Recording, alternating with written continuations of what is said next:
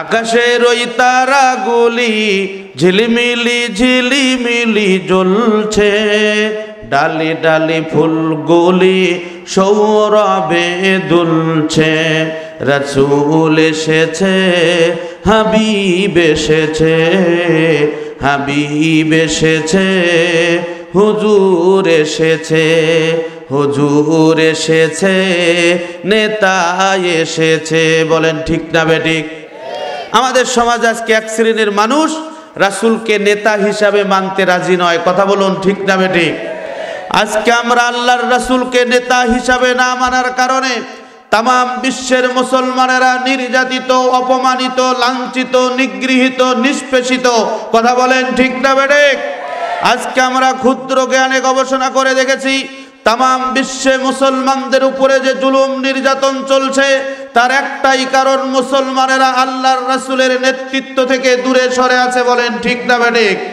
ও আমার দৌলতপুরের ভাইয়েরা, কুষ্টিয়াবাসীর ভাইয়েরা, আজকে আমি একটা কথাই বলতে চাই, মুসলমানেরা যদি পিছনের সব কিছু ঝেড়ে ফেলে দিয়ে একমাত্র শুধুমাত্র কেবলমাত্র রাসূলের নেতৃত্ব মেনে নিত, তাম পৃথিবীতে শান্তি আসতো। বলুন ঠিক না বেঠিক? তাম পৃথিবীতে শান্তি না আসার পিছনে কারণ হচ্ছে রাসূলকে আমরা মানতে পারি নাই। তাই আমি বলতে চাই, আল্লাহর রাসূলকে মানতে হলে রক্ত দিতে হবে, আল্লাহর রাসূলকে মানতে হলে জীবন দিতে হবে, আল্লাহর রাসূলকে মানতে হলে জানমাল কোরবানি করতে হবে। কারা কারা কোরবানি করতে রাজি? দুহাত তুলে আল্লাহকে দেখাই। লিল্লাহে তাকবীর, লিল্লাহে তাকবীর। কোরআন হাদিস যেখানে, লিল্লাহে তাকবীর। আল্লাহর রাসূল বলেছেন যে কোরআন শরীফের কথা শোনার জন্য, যে কোরআন শরীফের কথা মানার জন্য এক ভাই আর এক ভাইকে কোরআনের ময়দানে বসার পরিবেশ তৈরি করে দিবেন, আল্লাহ পাক রব্বুল আলামিন কাল কিয়ামতের মাঠে ওই জায়গাটা ওই ব্যক্তির জন্য জান্নাতি জায়গা হিসাবে কবুল করবেন। বলুন সুবহানাল্লাহ। একটু জিকির করি, লা ইলাহা, জোরে লা ইলাহা, জোরে লা ইলাহা, জোরে লা ইলাহা, জোরে লা ইলাহা। সুবহানাল্লাহ ওয়ালহামদুলিল্লাহ, লা ইলাহা ইল্লাল্লাহ, লা ইলাহা, লা ইলাহা ইল্লাল্লাহু মুহাম্মাদুর রাসূলুল্লাহ। সকলে জবান খুলে পড়ছি সাল্লাল্লাহু আলাইহি ওয়াসাল্লাম। 3 দিন ব্যাপী ঐতিহ্যবাহী কুষ্টিয়া জেলার দৌলতপুর উপজেলার কামালপুর সরকারি প্রাথমিক বিদ্যালয় মাঠে এলাকাবাসী সকলের উদ্যোগে আয়োজিত, যুব সমাজের উদ্যোগে আয়োজিত এই 3 দিন ব্যাপী ঐতিহাসিক তাফসিরুল কোরআন মাহফিলের আজকের দ্বিতীয় দিন। প্রথম দিনে আপনারা সুনামধন্য মুফাসসির মাওলানা সানোয়ার হোসেন সাইফি ভাই, হযরত মাওলানা শামসুল কবির শরাফি সাহেবের মুখ থেকে সুন্দর আলোচনা শুনেছেন। আজকের মাহফিলের সম্মানিত সভাপতি শ্রদ্ধা জ্ঞাপন করছি। আল্লাহর নবী বলেছেন, আপনি যদি কোনো মানুষের ভালো চান, আল্লাহ পাক রব্বুল আলামিন সেটা আপনার আমলনামায় কবুল করবেন। বলুন সুবহানাল্লাহ। এজন্য আরেকটু জোরে বলছি, আল্লাহুম্মা আমিন। শ্রদ্ধা জ্ঞাপন করছি আমার সম্মানিত বড় ভাই, আপনাদের অত্তর এলাকার কৃতি সন্তান, কুষ্টিয়া জেলার উজ্জ্বল নক্ষত্র, বিশিষ্ট ইসলামী শিক্ষাবিদ, বিশিষ্ট মুফাসসির জনাব হযরত মাওলানা মুফতি আলাউদ্দিন আল আজাদি সাহেব। আল্লাহ পাক রব্বুল আলামিন ভাইকে সুস্বাস্থ্য দীর্ঘ হায়াত দান করুক, তার কণ্ঠকে গোটা বিশ্ববাসীর জন্য কবুল করুক। সকলে বলছি আল্লাহুম্মা আমিন।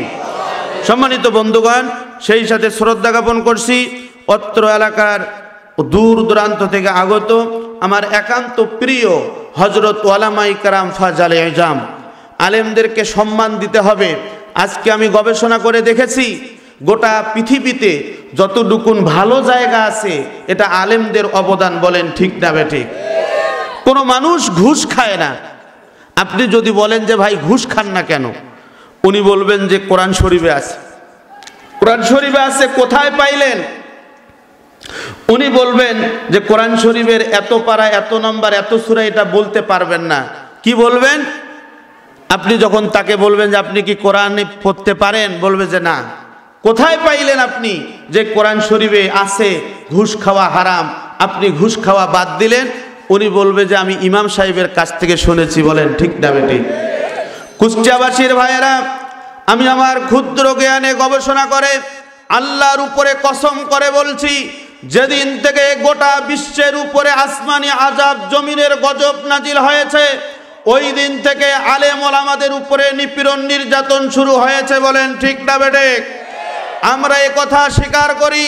হযরত উলামা ইকরাম আছেন বিধায় আমরা ভালো আছি। আমার জন্মটা বৈধ আছে, আমার জানাজার নামাজ হবে, এটা আমি বিশ্বাস করি।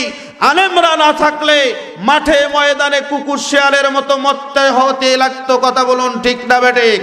তাই আমরা বলতে চাই, আলেমদেরকে ইজ্জত দিতে শিখুন, আলেমদেরকে সম্মান দিতে শিখুন। আজকে দৌলতপুরের ভাইদেরকে বলবো, আমাদের রক্ত যদি দিতে হয় রক্ত দেব, জীবন দিলে জীবন দেব। আলেম ওলামাদের বিরুদ্ধে যাব না। কারা কারা যাব না? দুহাত তুলে আল্লাহকে দেখাই।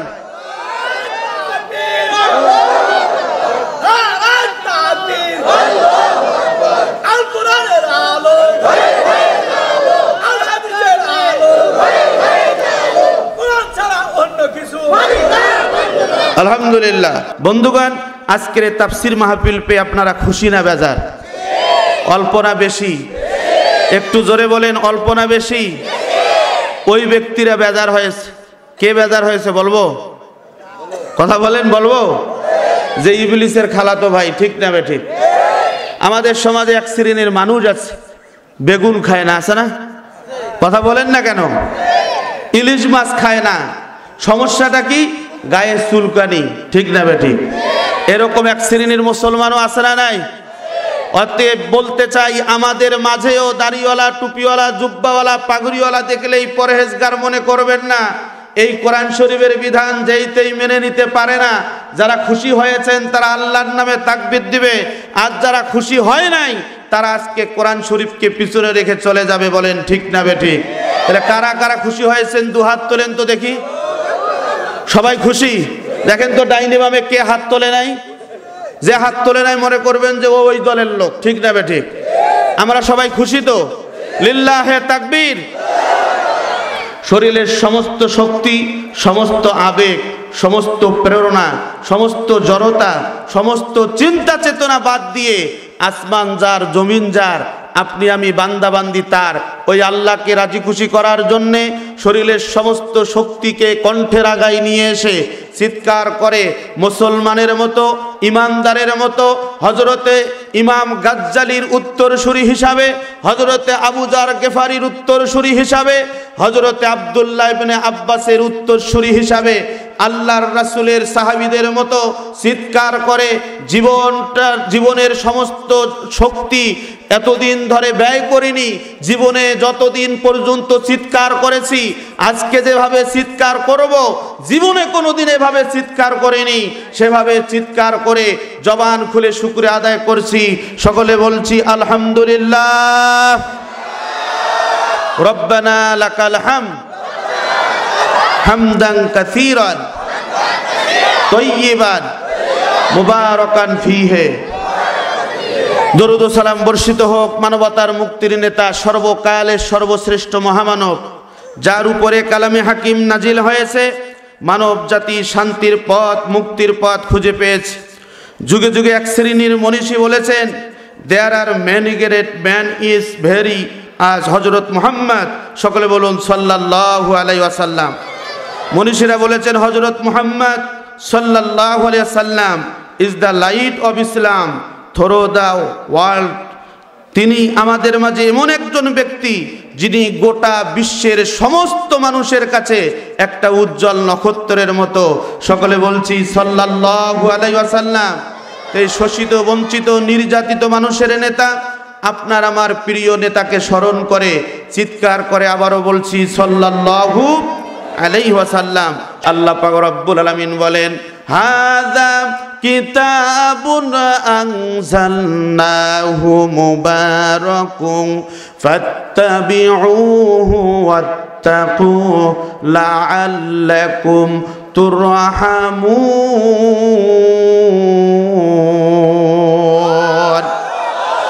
একটু হাত তুলে তাকবীর দিতে হবে, বলেন আল্লাহু আকবার।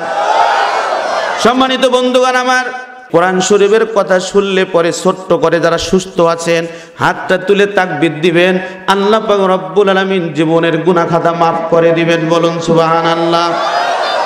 আর যারা অসুস্থ তারাও যদি ছোট্ট করে হাতটা তুলে তাকবীর দেয়, আল্লাহর কসম করে বলছি, আল্লাহ পাক রব্বুল আলামিন বলেছেন ওয়া নুনাজ্জিলু মিনাল কুরআনি মা হুয়া শিফাউ ওয়া রাহমাতুল লিল মুমিনিন।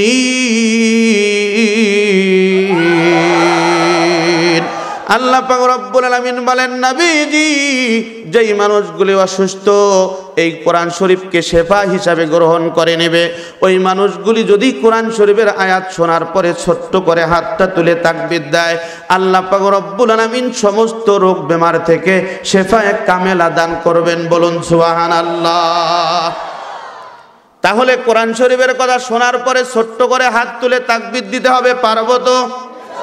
যারা মুসলমান তারা দিবেন, যারা অসুস্থ তারাও দেওয়ার চেষ্টা করবেন। আমি বিশ্বাস করি কোরআনের মাহফিলে রোগ বেমার থেকে মাপ পাওয়া যায়। বন্ধুরে, খুবই যদি কষ্ট হয় তাহলে প্রয়োজন নাই, একটু ইমানদারের মতো দেখবো যে কার ইমান বাড়তেছে আর কার ইমান কমতেছে। আল্লাহ পাক রব্বুল আলামিন বলেন, ইন্নামাল মুমিনুনাল্লাযীনা ইযা যুকিরাল্লাহু ওয়াজিলাত কুলুবুহুম ওয়া ইযা তুলিয়াত আলাইহিম আয়াতুহু সাদাতুহুম ঈমানাও ওয়া আলা রাব্বিহিম ইয়াতাওয়াক্কালুন। 1400 বছর পূর্বে যখন এই পৃথিবীর বুকে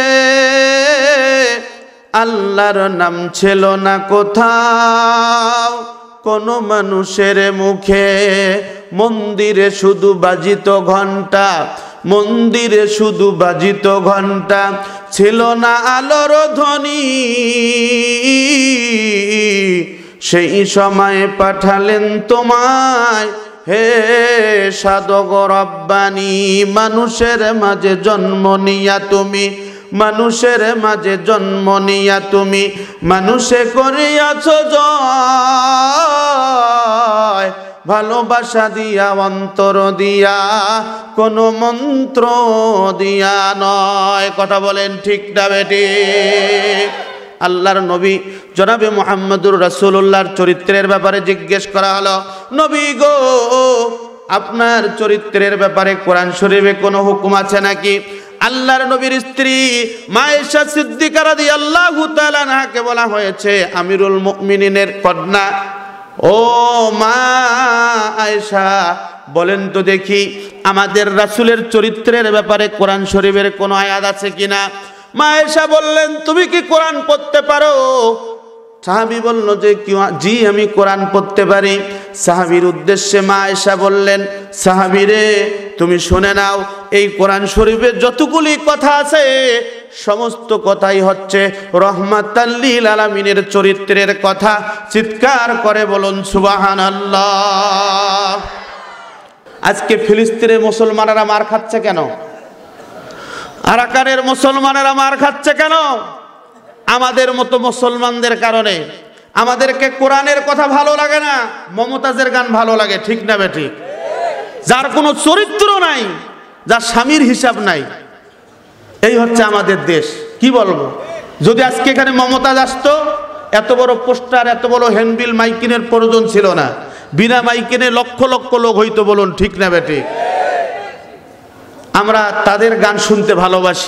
আর যেই কোরআনের মঞ্চে বসলে একটা গুনাহও লেখা হবে না, শুধু সোয়াব আর সোয়াব, এইখানে আমরা বসতে রাজি নই। কথা বলেন ঠিক না বেঠিক?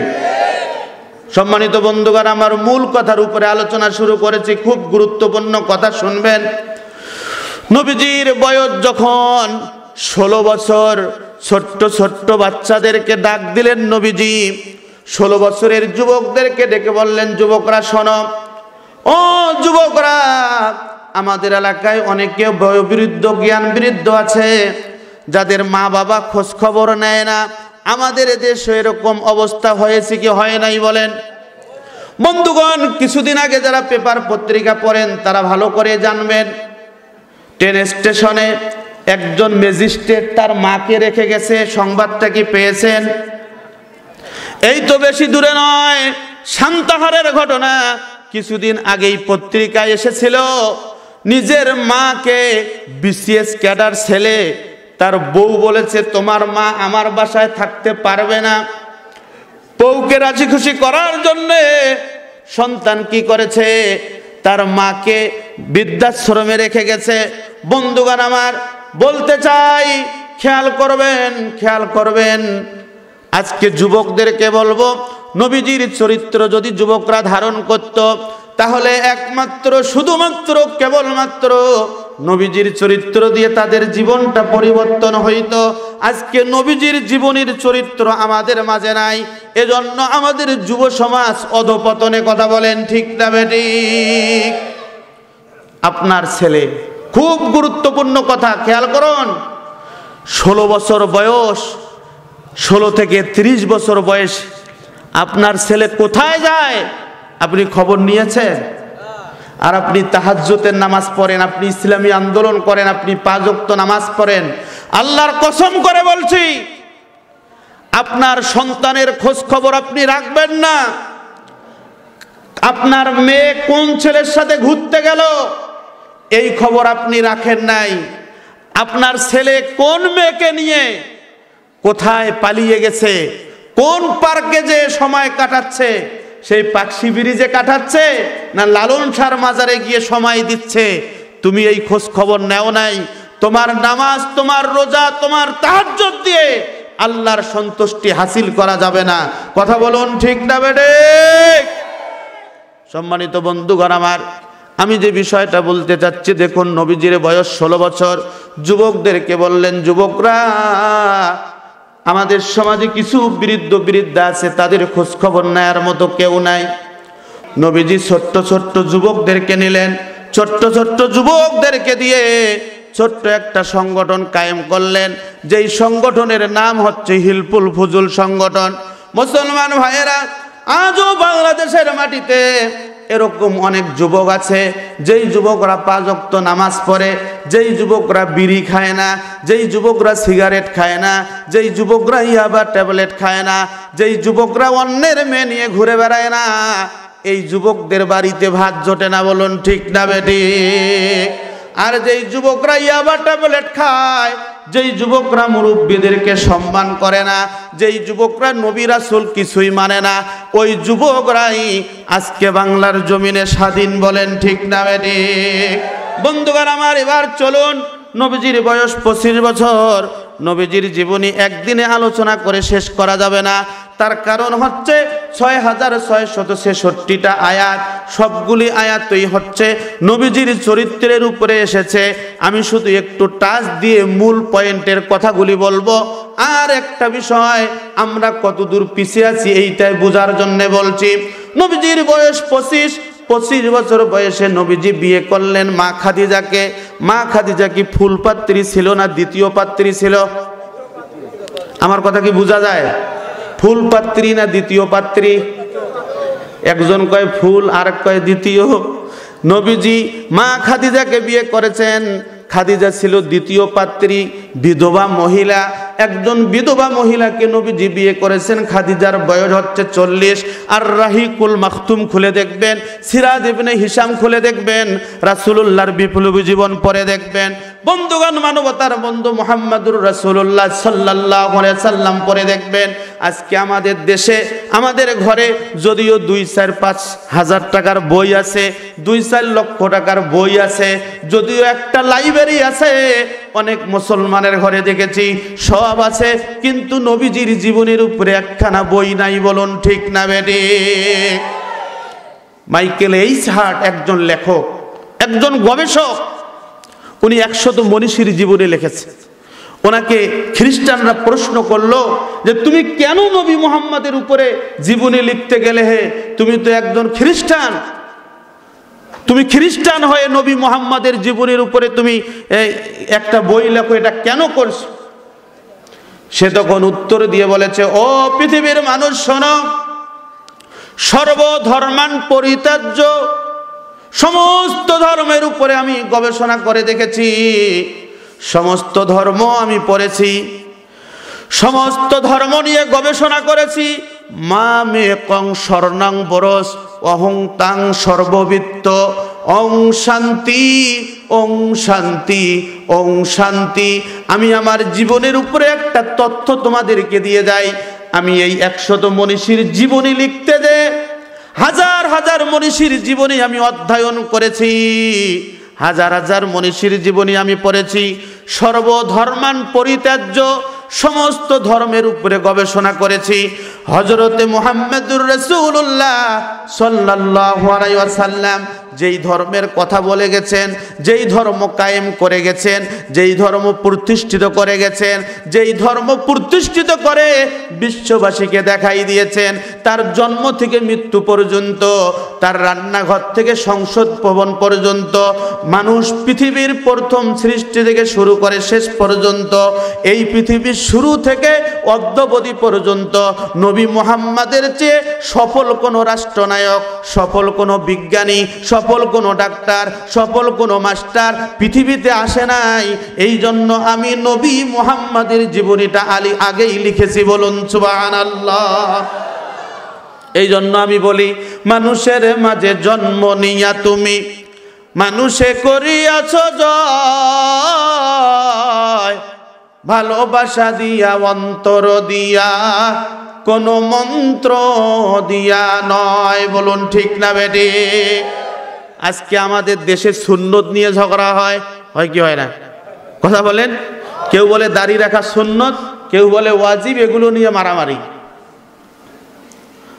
বুঝ তৈরি করার জন্য বলছি, কারো বিরুদ্ধে বলার জন্য আসি নাই, আমি হক কথা বলার জন্য আসছি। এই হক কথা বলতে যদি জীবন দিতে হয়, আমি নাজমুল হুদা জীবন দিতে প্রস্তুত, বাতিলের কাছে মাথা নত করতে রাজি নই, বলেন ঠিক না বেটে? পৃথিবীর মনীষীরা একটা কথাই বলেছেন, সত্যের উপর দাঁড়িয়ে 1 ঘন্টা বেঁচে থাকাতে রাজি, কিন্তু মিথ্যার উপর দাঁড়িয়ে 1000 বছর বেঁচে থেকে কোনো লাভ হবে? নবীজির সুন্নত নিয়ে ঝগড়া, আমাদের মাঝে মিলাদ দিয়ে ঝগড়া, আমাদের মাঝে কেউ একদল জোরে আমিন, একদল আস্তে আমিন, এগুলো নিয়ে ঝগড়া, বলেন ঠিক না বেঠিক? কোন সাহাবীরা এগুলো নিয়ে ঝগড়া করে নাই।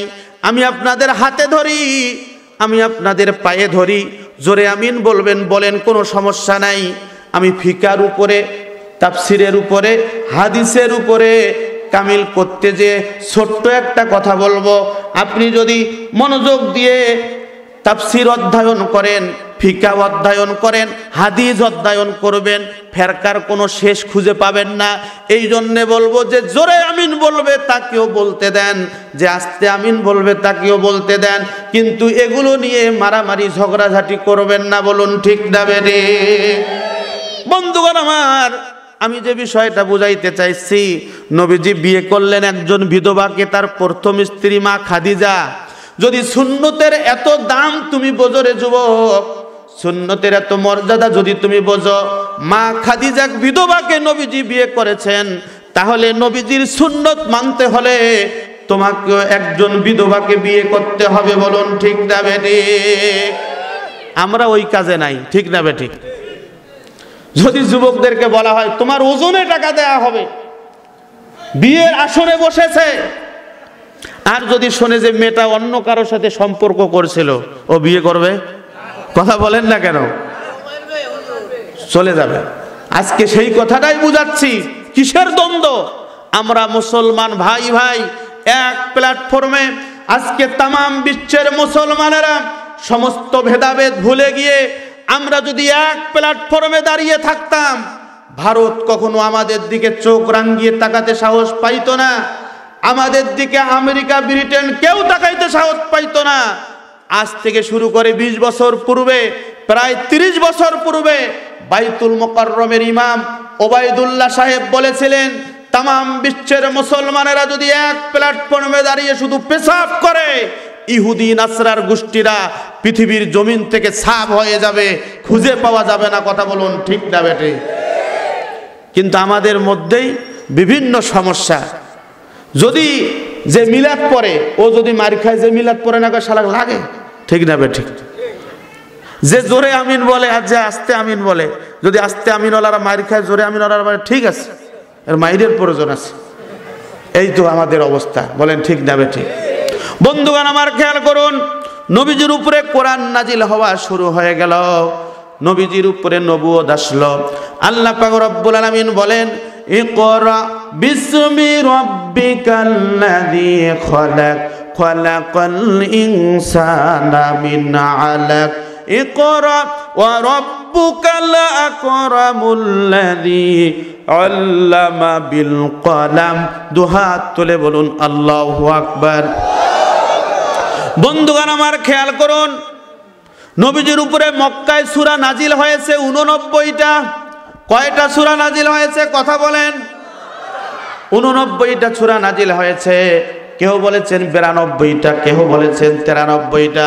মুসলমান ভাইরা আমার, ধরে নিলাম বেশিরভাগ মুহাদ্দিস একরাম, তাফসিরে তাবারি, তাফসিরে কাশাফ, তাফসিরে মাজাহারি, সমস্ত মুফাসসিরিন একরাম বলেছেন, অধিকাংশ মুফাসসিরদের মত মক্কা শরীফে সূরা নাজিল হয়েছে 92টা, আর থাকে 23খানা সূরা।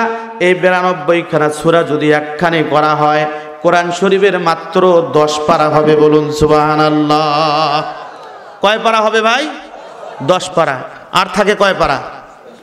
আর একটু জোরে বলেন না ভাই, সবাই বলুন কয় পারা থাকে? তাহলে কোরআন শরীফ মোট কয় পারা? 30 পারা। বন্ধুগণ আমার খেয়াল করুন, খেয়াল করুন, খেয়াল করুন, মাক্কি সূরাগুলি যদি একখানে করা হয় মাত্র 10 পারার মতো হবে। ও মুসলমান ভাইয়েরা আমার, ও কুষ্টিয়া জেলার ভাইয়েরা আমার, দৌলতপুরের ভাইয়েরা আমার, এই 10 পারা আপনি মানলেন, বাকি 20 পারা মানবেন না, ঈমান থাকবে? আর একটু আস্তে বলেন, ঈমান থাকবে? মুসলমান ভাইয়েরা আমার, কোরআন শরীফের সমস্ত সূরা আপনি মেনে নিয়েছেন। ইকরা ইকরা ইকরা, রিড রিড রিড, পড়ো পড়ো পড়ো, এই শব্দটা আপনি মানেন নাই। কোরআন কি মানা হবে? একটু জোরে বলেন না, মানা হবে? মুসলমান ভাইয়েরা আমার, নবীজির উপরে সূরা নাজিল হলো, নবুয়তের প্রথম শব্দ হচ্ছে ইকরা। কোরআন শরীফের প্রথম শব্দ হচ্ছে ইকরা, রহমাতাল লিল আলামিন। শুধু নবীজির উপরে মিলাদ পড়লেই হবে না, রহমাতাল লিল আলামিনকে মেনে নেওয়া। শুধু নবীজির উপরে কয়েক হাজার বার দরুদ পড়লে হবে না, শুধু হজ করলেই হবে না, নফল নামাজ পড়লেই হবে না, জোরে আমিন বললেই হবে না, আস্তে আমিন বললে হবে না, মিলাদ দিয়ে মারামারি করলে হবে না। আমি যে বিষয়টা আপনাদেরকে বলতে চাই, কোরআন শরীফের একটা শব্দ যদি কেউ মেনে না নেয়, ইকরা ইকরা, পড়ো পড়ো পড়ো, এই আয়াতটা যদি মেনে না নেয়, আল্লাহর কসম করে বলছি, কোনো আমল দিয়ে জান্নাত যাওয়া সম্ভব নয়। কথা বলুন ঠিক না বেটি? রক্তে কেনা বাংলায় আমার লাখো শহীদের দান, তবুও কেন বন্ধু তোমার বিদেশের প্রতি টান? বলুন ঠিক না বেটি? যে জাতি তার রক্ত দিয়ে কেনে নেয় স্বাধীনতা, সে জাতি কেন অন্যের তরে নত করে তার মাথা? কথা বলেন ঠিক না বেটি? শহীদের ওই রক্তকে আজ কোন অপমান, রক্তে কেনা বাংলায় আমার লাখো শহীদের দান, তবুও কেন বন্ধু তোমার ভারতের প্রতি টান? বলুন ঠিক না বেটি? ইকরা শব্দটা যদি আমরা মানতাম, ভারতের সাথে বন্ধুত্ব করার লাগতো না। শুধু পড়ো, এই পড়ো কথাটা যদি মেনে নেই, নবুয়তের প্রথম শব্দ হচ্ছে পড়ো। আজকে শিরিক নিয়ে দ্বন্দ্ব, বেদাত নিয়ে দ্বন্দ্ব, মারামারি, কাটাকাটি, রাহাজানি, ছিনতাই, খুন খারাপি, যত প্রকারের অপকর্ম চলছে, কোনো ব্যক্তি যদি ইকরা শব্দটা মেনে নিত, তাফসিরের উপরে গবেষণা করে যে বিষয়টা পাওয়া গেছে, আজকে এই জাতির লোকেরা মূর্খ, এই মূর্খ হওয়ার কারণে যত দ্বন্দ্ব আমাদের মাঝে, বলুন ঠিক না বেঠিক? একদল বলতেছে নামাজ না পড়লেও জান্নাত যাওয়া যাবে। আপনাদের এলাকায় আছে নাকি? আছে? বলে একটা নোটায় করে কেমন করে, একটা নোটায় করে কেমন করে, ভরলা এক সাগরের পানি খাজা, তুমি বড় দামি, তুমি বড় দামি গো খাজা, তুমি বড় দামি। আসরা নাই? আসরা নাই? দুই হাত তুলে বলুন আসরা নাই? মেরাজে যাইতে নবী উঠিল বোরাকে, লাগাম হাতে সামনে তোমায় দেখিল তোমাকে, সেখানে হইছ বাবা, সেখানে হইছ বাবা, সিস্তিয়ার ধনী বাবা, তুমি বড় গুণী, তুমি বড় গুণী গো বাবা, তুমি বড় গুণী। বলেন আসরা নাই? বন্ধুগণ আমার খেয়াল করুন, কি গাঁজাখড়ি কথা। একটা সমুদ্রের পানি নাকি একটা নোটার ভিতরে নেয়, বাবা কত বড় দামি। হায় রে, নবীজি আসলেন কখন, আর খাজা বাবার জন্ম হয়েছে কখন? খাজা মঈনুদ্দিন চিশতি রহমাতুল্লাহ আলাই অনেক বড় দামি মানুষ, অনেক বড় দামি মানুষ। আপনি তার কোনো কিতাবে দেখাতে পারবেন না যে নামাজ পড়তে নিষেধ করেছে, আপনি তার কোনো কিতাবে দেখাতে পারবেন না যে গাঁজা খাইতে বলেছে, আপনি তার কোনো কিতাবে দেখাইতে পারবেন না মাথার মধ্যে জট বাঁধতে বলেছে, আপনি কোনো কিতাবে দেখাতে পারবেন না পরনে শট পরতে বলেছে। আমাদের দেশে এখন বের হয়েছে শট বাবা, ঠিক না বেঠিক? আমাদের দেশে বের হয়েছে ইয়াবা বাবা, বলেন ঠিক না বেঠিক? আমাদের দেশে বের হয়েছে তালা বাবা, শিকল বাবা। কিছুদিন আগেই লালমনিরহাটে একটা পোস্টার দেখলাম, চাউল ডাল বাবা। কি বাবা? চাউল ডাল বাবা, মানে চাউল ডাল বাবা নিয়ে ওই বাবার মাজারে যেতে হয়, বলেন নাউজুবিল। এই যতগুলি ভণ্ডামি, এই ভণ্ডামিগুলি হয়েছে একমাত্র, শুধুমাত্র, কেবলমাত্র আমাদের মূর্খতার কারণে, বলুন ঠিক না বেটি? বন্ধুগণ আমার খেয়াল করুন, আল্লাহ পাক রব্বুল আলামিন কোরআনুল হাকিমের সূরা আযাবের ৭৫ নম্বর আয়াতে বলেছেন, ইন্না আরাদনাল আমানাতা আলাস সামাওয়াতি ওয়াল আরদি ওয়াল জিবালি ফাআবাইনা আন ইয়াহমিলাহা ওয়া আশফাকনা মিনহা ওয়া হামালাহাল ইনসান ইন্নাহু কানা যালুমান জাহুলা। বন্ধুগণ আমার খেয়াল করুন, ইন্না আরাদনাল আমানাত, মাশহুর উলামা ইকরাম, মাশহুর মুহাদ্দিস ইকরাম, মাশহুর মুফাসসিরিন ইকরাম একমত। এই কোরআন শরীফের তাফসীর পড়তে যে পাওয়া গেল, ও পৃথিবীর মানুষ শোনো, এই তাফসীরের ভিতরে আমানতের অর্থ এসেছে ৬টা। বলেন কয়টা? এই আলোচনাটা ভিন্ন আলোচনা, কিন্তু নবীজির জীবনীর সাথে সম্পর্কিত একটা অর্থ, এই জন্য আপনাদের কাছেই বলছি। বন্ধুগণ আমার ৬টা অর্থের ১ নম্বর অর্থ হচ্ছে ইন্না আরাদনাল আমানাত। ১ নম্বর অর্থে আমানত হচ্ছে কোরআন। আল্লাহ কোরআনকে দিতে চেয়েছিল, কোরআন তুমি এটা নেও, কোরআন কিন্তু নেয় নাই। জমিনকে দিতে চেয়েছিল, জমিনও নেয় নাই। পাহাড় পর্বতকে দিতে চাইল, পাহাড় পর্বত নেয় নাই। আল্লামা জালালউদ্দিন সৈয়দী রহমাতুল্লাহ আলাইহি, সম্মানিত বন্ধুগণ, তার তাফসিরে জালালাইনের মধ্যে রেখেন। বন্ধুগণ আমার ইবনে কাসির রহমাতুল্লাহ আলাইহি তাফসির ইবনে কাসিরের মধ্যে লেখেন, তাফহিমুল কোরআনের লেখক আল্লামা মওদুদী রহমাতুল্লাহ আলাইহি লেখেন, পৃথিবীর মানুষ রে, এই আসমান কখনো এই কিতাবটা নিবে না। তার কারণ হচ্ছে আসমানের ব্যক্তি জীবন নাই, পারিবারিক জীবন নাই, সামাজিক জীবন নাই। বলেন ঠিক না বেঠিক? আল্লাহর নবী সাল্লাল্লাহু আলাইহি ওয়াসাল্লাম বলেছেন, সাবঈনা সালাসাতা মাররা ইল্লা মিল্লাতুন ওয়াহিদা, যে বনি ইসরাইলরা ৭২টা ফেরকায় জর্জরিত ছিল, ৭২টা দলে বিভক্ত ছিল বনি ইসরাইল। আর আমার উম্মত ৭৩টা ফেরকায় জর্জরিত হবে। তার মধ্যে ইল্লা মিল্লাতুন ওয়াহিদা, একটা দল ব্যতীত, তিরমিজি শরীফের সহিহ হাদিস, একটা দল ব্যতীত সমস্ত দল জাহান্নামী হবে। সাহাবীরা বললেন ক্বালা ইয়া রাসূলুল্লাহ, এরা কারা? নবীজি বললেন মা আনা আলাইহি ওয়া সাহাবী, যে আমাকে আমার সাহাবা আজমাইনকে অনুসরণ করবে, অনুকরণ করবে, ওই মানুষগুলি নাজাত পাবে, ওই মানুষগুলি জান্নাতি হবে, ওই মানুষগুলি জাহান্নাম থেকে বাঁচবে। বন্ধুরে খেয়াল করুন, খেয়াল করুন, কোরআন শরীফ আমাদেরকে আমানত দেওয়া হয়েছে। আজকে আমরা মূর্খের জাত। ইকরা পড়ো, ইকরা পড়ো, ইকরা পড়ো। আল্লাহ কোরআন শরীফের প্রথম শব্দ বললেন ইকরা। নবুয়তের প্রথম শব্দ হচ্ছে ইকরা। নবুয়তের প্রথম শিক্ষা হচ্ছে ইকরা পড়ো, ইকরা পড়ো, ইকরা পড়ো, এই কথা বলা হয়েছে।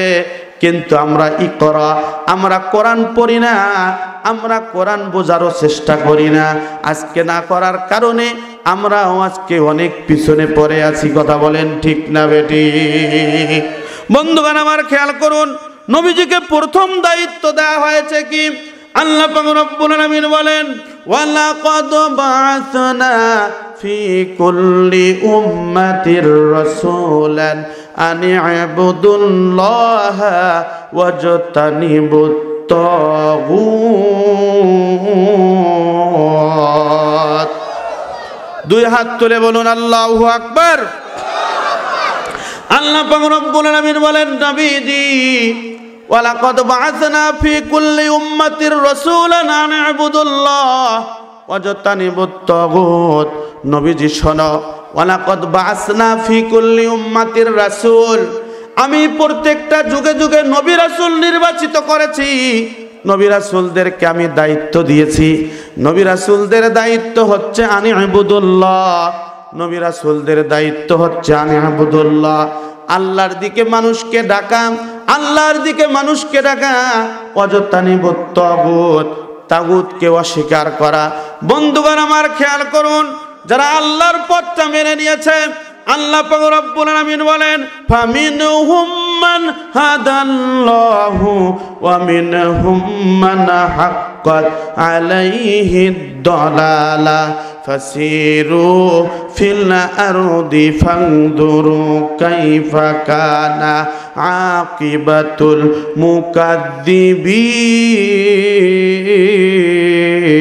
মুকাদ্দিবিন। নবীজির উপরে আল্লাহ পাক রব্বুল আলামিন দায়িত্ব দিলেন, নবী হে আনি ইবুদুল্লাহ, আনি ইবুদুল্লাহ, আনি ইবুদুল্লাহ।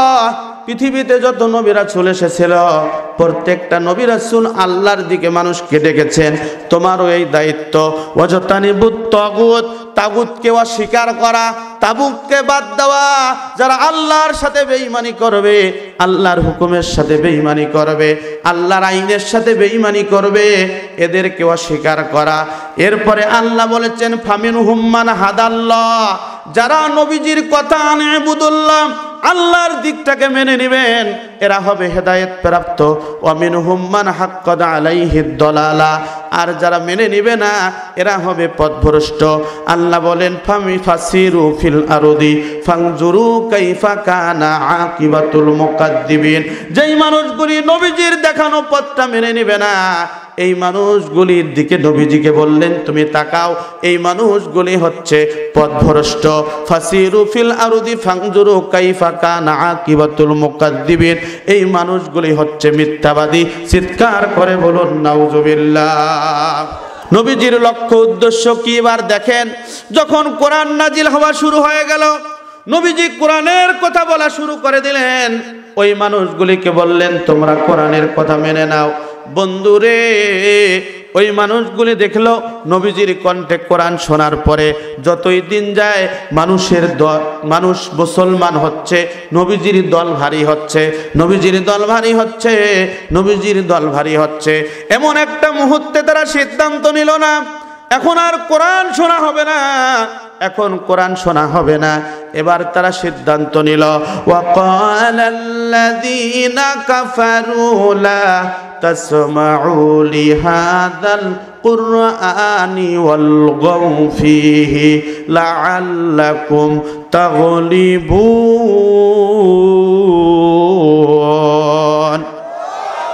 দুই হাত তুলে বলুন আল্লাহু আকবার। মক্কার কাফির মুশরিকরা সিদ্ধান্ত নিল, وقال الذين كفروا لا تسمعوا لهذا القرآن, না কোরআন শোনা যাবে না, মুহাম্মদ যেখানে কোরআন তেলাওয়াত করবে সেখানে আর কোরআন শোনা হবে না। লা তাসমাউ লিহাযাল কুরআন ওয়ালগাউ ফীহি, মুহাম্মদ যেখানে কোরআনের কথা বলবে ওখানেই তোমরা হট্টগোল সৃষ্টি করো। লাআল্লাকুম তাগলিবুন, যদি তোমরা মুহাম্মাদের উপরে বিজয় লাভ করতে চাও। ও কুষ্টিয়ার ভাইয়েরা আমার, আমি আপনাদেরকে বলতে চাই, আল্লাহ বলেছেন লা তাসমাউ লিহাযাল কুরআন। ফেরেশতারা বৈঠক করলো, আপনার মক্কার কাফের মুশরিকরা সিদ্ধান্ত নিল, দারুন নাদওয়ার বৈঠকে তাদের সিদ্ধান্ত হলো লা তাসমাউ, এটা মুজারে সিগা, বর্তমান এবং ভবিষ্যৎ দিয়ে গঠিত। তারা সিদ্ধান্ত নিল লা তাসমাউ, না কোরআন শোনা হবে না। অতএব নবীজির বিরুদ্ধে তারা 144 জারি করলো। বন্ধুরে, আজও বাংলাদেশের মাটিতে এমন কিছু জায়গা খুঁজে পাওয়া যায় যেই জায়গার মধ্যে তাফসীর মাহফিলে 144 জারি করা হয়। বলুন ঠিক না বেটি?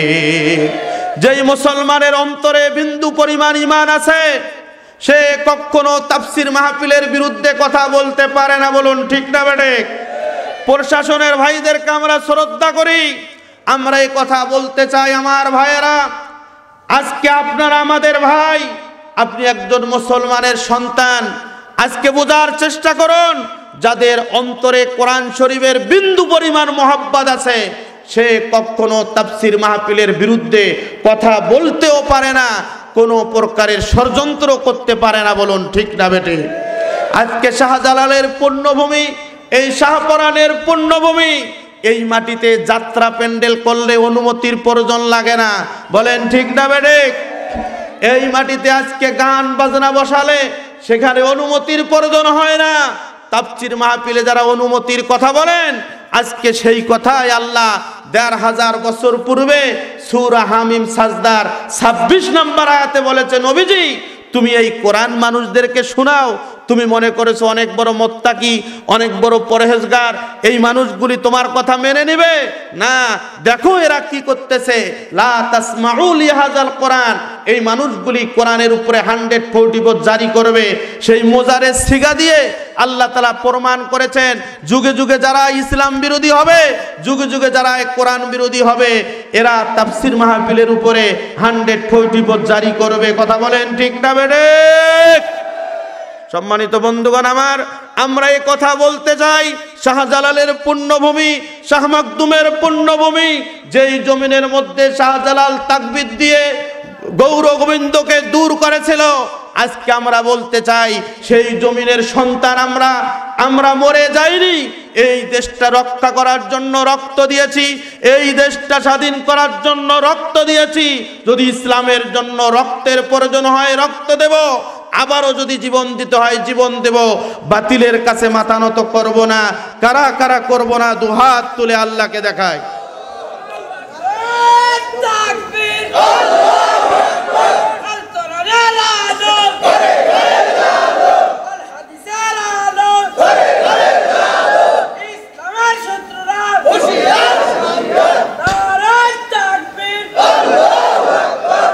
আলহামদুলিল্লাহ। সম্মানিত বন্ধুগণ, তাহলে নবীজির বিরুদ্ধে ষড়যন্ত্র হয়েছে। নবীজি এবার চিন্তা করলেন, শুধু কি আমার বিরুদ্ধে এটা হয়েছে না, আল্লাহ পাক রব্বুল আলামিন বললেন, নবীজি শোনো, শারআ লাকুম মিনাদ-দীনি মা ওয়াসসা বিহি নূহান ওয়াল্লাযী আওহাইনা ইলাইকা وما وصينا به إبراهيم وموسى وعيسى أن أقيموا الدين لا تتفرقوا فيه। আল্লাহ পাক রব্বুল আলামিন বলেন, শারআ লাকুম মিনাদ-দীন, শরিয়া আইন জারি করা হয়েছে। শারা'a লাকুম মিনাদ-দ্বীন মা ওয়াসসা বিহি নূহ আলাইহিস সালাতু ওয়াস সালামকে যে দায়িত্ব দেওয়া হয়েছিল, ওয়া ঈসা আলাইহিস সালাতু ওয়াস সালামকে যে দায়িত্ব দেওয়া হয়েছিল। বন্ধুগণ আমার খেয়াল করুন, আল্লাহ বলতেছেন ওয়া মূসা ওয়া ঈসা আন আকিমুদ্দিন লা তাতাফাররাকু ফি। তাদের দায়িত্ব ছিল আমার জমিনে আমার দিন কায়েম করা। ও নবী মুহাম্মদ, তোমার দায়িত্ব হচ্ছে আমার জমিনে আমার আইন কায়েম করা। চিৎকার করে বলুন সুবহানাল্লাহ। আল্লাহ পাক রব্বুল আলামিন বলেন, নবী হে, পৃথিবীর জমিনের মানুষদেরকে বলে দাও, তুমি হচ্ছে এই মানুষগুলির জন্য রহমত, তুমি হচ্ছে রহমত, তুমি হচ্ছে রহমত, তুমি হচ্ছে রহমত। নবীজি যখন কোরআন পড়া বন্ধ করলেন না, যতই দিন যাচ্ছে মানুষের কাছে কোরআনের কথা বলতেছেন, মুসলমানদের দল ভারী হওয়া শুরু হয়ে গেল। এমন একটা মুহূর্তে কাফের মুশরিকরা বসে আবার তারা সিদ্ধান্ত নিল। তাদের সিদ্ধান্তটা আল্লাহ কোট করলেন কোরআন শরীফে, সূরা আনফালের 30 নম্বর আয়াত। আল্লাহ বলেন, ওয়া ইয ইয়ামকুরু বিকাল্লাযীনা কাফারু লিয়ুসবিতুকা আও ইয়াকতুলুকা আও ইউখরিজুকা ওয়া ইয়ামকুরুনা ওয়া ইয়ামকুরুল্লাহ ওয়াল্লাহু খায়রুল মাকিরিন। চিৎকার করে বলুন আল্লাহু আকবার। বন্ধুগণ আমার খেয়াল করুন, আজকে নবীজির বিরুদ্ধে সিদ্ধান্ত হইল 3টা। কয়টা ষড়যন্ত্র হইল? 1 নম্বর ষড়যন্ত্র খেয়াল করবেন, নবীজি রাহমাতাল লিল আলামিনের দায়িত্ব পালন করতে যে নবীজির বিরুদ্ধে ষড়যন্ত্র হয়েছে 3টা। জোরসে বলুন কয়টা? আরেকটু জোরে বলুন কয়টা? বন্ধুগণ আমার, আল্লাহর নবী জনাবে মুহাম্মদুর রাসূলুল্লাহর মতো ভালো মানুষ মক্কা শরীফে ছিল না। ছিল নাকি? ওই রকম রহমতের মানুষ পৃথিবীতে আসবে না। বন্ধুরে, মক্কার মানুষগুলি, এই কোরআন শরীফ নাজিল হয়েছে নবীজির বয়স 40 বছর। কত বছর? 40 বছর বয়সে কোরআন নাজিল হয়েছে। 40 বছর পূর্বে নবীজির নাম তারা দিয়েছিল আল আমিন। নবীজিকে তারা ডাকতো as-সাদিক, নবীজিকে সত্যবাদী বলতো। আর রকিব, নবীর নাম রাকিব শব্দ দিয়ে তারা রাখতো। বন্ধুগণ আমার খেয়াল করুন, খেয়াল করুন, খেয়াল করুন, নবীজি যখন কোরআনের কথা বলা শুরু করে দিয়েছেন, তখন নবীজির বিরুদ্ধে তারা বলল এটা কবি হয়েছে, নবীজির বিরুদ্ধে বলল গায়ক হয়েছে, নবীজির বিরুদ্ধে বলল গণক হয়েছে, ঠাকুর হয়েছে। নবীজির বিরুদ্ধে অপবাদ দেওয়া শুরু করে দিল। অযুগ শ্রেষ্ঠ মুসলমানেরা, আজও যদি আপনি কোরআনের কথা বলেন, আপনার বিরুদ্ধে অপবাদ রচনা করা হবে। বলেন ঠিক না বেঠিক? বন্ধুগণ আমার খেয়াল করুন, তাদের 3টা ষড়যন্ত্র। বলুন কয়টা? আল্লাহ পাক রব্বুল আলামিন বলেন, ওয়া ইয ইয়ামকুরু বিকাল্লাযীনা কাফারু লিয়ুসবিতুকা। লিয়ুসবিতুকা এটা 1 নম্বরে হচ্ছে তাদেরকে অবরুদ্ধ করে রাখবে, বন্দী করে রাখবে, গ্রেফতার করে রাখবে, জেলখানার ভিতরে রাখবে। লিয়ুসবিতুকা, মুফাসসিরিন ইকরাম তাফসীর খুলে দেখবেন, ওলামা ইকরাম তাফসীর খুলে দেখবেন, এখানে লিয়ুসবিতুকা এটাও কিন্তু মুজারিদ সিগা। বলেন সুবহানাল্লাহ। বর্তমান এবং ভবিষ্যৎ দিয়ে গড়া। হুজুর ঠিক না বেঠিক? বন্ধুগণ আমার খেয়াল করবেন, 2 নম্বর হচ্ছে আও ইয়াকতুলুকা। হে নবী মুহাম্মদ, তুমি আজকে দিনের দাওয়াত দাও, তুমি আজকে কোরআন শরীফের দাওয়াত দাও, তোমাকে অন্যায়ভাবে হত্যা করতে পারে তারা। 2 নম্বর ষড়যন্ত্র হচ্ছে এটা। 3 নম্বর হচ্ছে আও ইউখরিজুকা। 3 নম্বর হচ্ছে যদি তারা তোমাকে বন্দী করে রাখতে না পারে, যদি তারা তোমাকে অন্যায়ভাবে হত্যা করতে না পারে, 3 নম্বর সিদ্ধান্ত হচ্ছে তাহলে তোমার নাগরিকত্ব বাতিল করে দিয়ে দেশ থেকে বের করে দিবে। বলেন ঠিক না বেঠিক? আগের মতো শান্তি তো আর এখন পাওয়া যায় না, মানুষ সব পাল্টে গেছে, পাল্টে নিত জামানা। হয় মানুষ সব পাল্টে গেছে, পাল্টে নিত জামানা। জামানা ঠিক আছে, মানুষ সব পাল্টে গেছে, মানুষ সব পাল্টে গেছে, জামানা ঠিক আছে। বলেন ঠিক না বেঠিক? চুলগুলো খাটো খাটো, সাত পা নাটো সাটো, সানগ্লাস চোখে তার যেন কোনো জমিদার, বর্জ্যতা পাইয়ে দিয়ে কাঁধে এক ব্যাগ নিয়ে, ঠোঁটে দেয় লিপস্টিক, হাসে শুধু ফিক ফিক। ওদিকে গেল দু চোখ, মনে হলো ভদ্রলোক, কাছে গিয়ে দেখি হাই পুরুষ মানুষ না, মাশাআল্লাহ দাঁড়ায় আছে মিছে জরি না, আল্লাহ মাশাআল্লাহ দাঁড়ায় আছে মিছে জরি না। কথা বলেন ঠিক না বেঠিক? আগের মতো শান্তি তো আর এখন পাওয়া যায় না, মানুষ সব পাল্টে গেছে, পাল্টেনি তো জামানা হয়, মানুষ সব পাল্টে গেছে, জামানা ঠিক আছে, জামানা ঠিক আছে, মানুষ সব পাল্টে গেছে। বলুন ঠিক না বেঠিক? এখন পুরুষ মানুষকে, ছেলে মানুষকে, মহিলা মানুষকে এমন কিছু পোশাক আশাক বের হয়েছে, তাদেরকে আর চেনা যায় না। বলুন ঠিক না বেঠিক? বন্ধুগণ আমার, নবীজির বিরুদ্ধে ষড়যন্ত্র হইল কয়টা? চিৎকার করে বলুন কয়টা? আমাদের বিরুদ্ধে যাদের ষড়যন্ত্র হয় না, তাদেরকে বলবো নবীজিকে এখনো রহমাতাল লিল আলামিন মানা হয়নি। কথা বলুন ঠিক না বেঠিক? আর আমরা বলতেছি যুগ জামানা খারাপ, হুজুর কথা বলবেন না, হুজুর সাবধান, অমুক হবে তমুক হবে। বলতে চাই ভাইরা আমার, জন্ম নিয়েছে একদিন, মৃত্যুটাও হবে একদিন। মৃত্যুটা যদি আল্লাহর রাস্তায় হয়, এর চেয়ে ভালো মৃত্যু আর হতে পারে না। বন্ধুগণ আমার, রোড অ্যাক্সিডেন্টে আপনি মারা গেলেন, হতে পারে আপনার কালিমা নসিব হলো না, হয় কি হয় না? বন্ধুরে পানিতে পড়ে মারা গেছেন, হতে পারে কালেমা নসিব হলো না। হতে পারে আপনি আগুন লেগে মারা গেছেন, কালেমা নসিব হলো না।